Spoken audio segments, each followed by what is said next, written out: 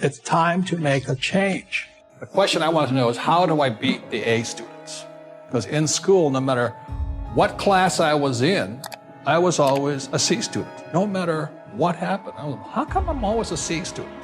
And I never really understood why. So that's why after I was about 27 years old, I started researching education, the system, and all this. Then I realized the whole system was set up for people like me to be in the middle.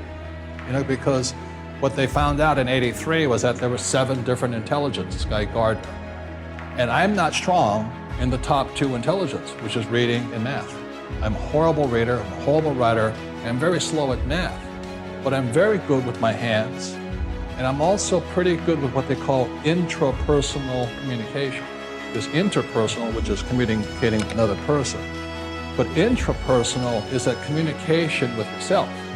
And if a person's very good with communication with self, you have a better chance of success. So the way I chunked it down, this has been 30 years, and again, I'm not a rocket scientist or a brain surgeon, is that the way you beat an A student was, I finally figured it out, was that we had 3 parts to a brain. We had the left brain, the right brain, and what I call the subconscious brain. Generally, when we say somebody's good at reading and writing and math, they're generally left brains. So these are the guys that do well in school. That is not me. I can read and I can write, but I read very slowly, and I can count as fast as my fingers can cheat. And the right brain is the creative side. So this is analytical, this is creative. So the way I solve problems is very simple. The way I beat an A student is, if I run into a problem saying, I don't have enough money, or how do I put this deal together, or how do I get to do this, it's not left brain, it's creative. I go spatial. So people who are artists and musicians and things like this, they're more right brain. They get hammered in school. You know what I'm saying? And then the subconscious mind, this is what they call the reactive mind. Also, there's a thing called reptilian brain in here.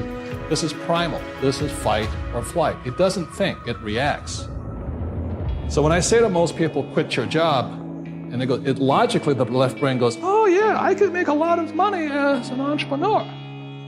And the right brain goes, yeah, then I can have my new cookies go out in the market and I can get rich. And then the subconscious mind kicks in and goes, not you.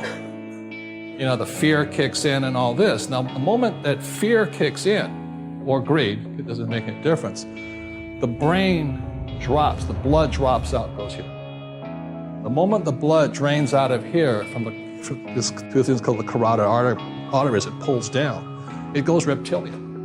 You turn into a little reptile and cannot think anymore. So that's for the last 30 years. I've been watching that. So when I talk to certain people, I talk to them, they go reptilian on me so fast, I can't believe it.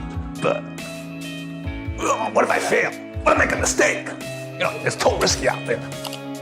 Or that's fear. Another one's greed. When the real estate market was climbing, all of these guys who had no business in real estate jumped in.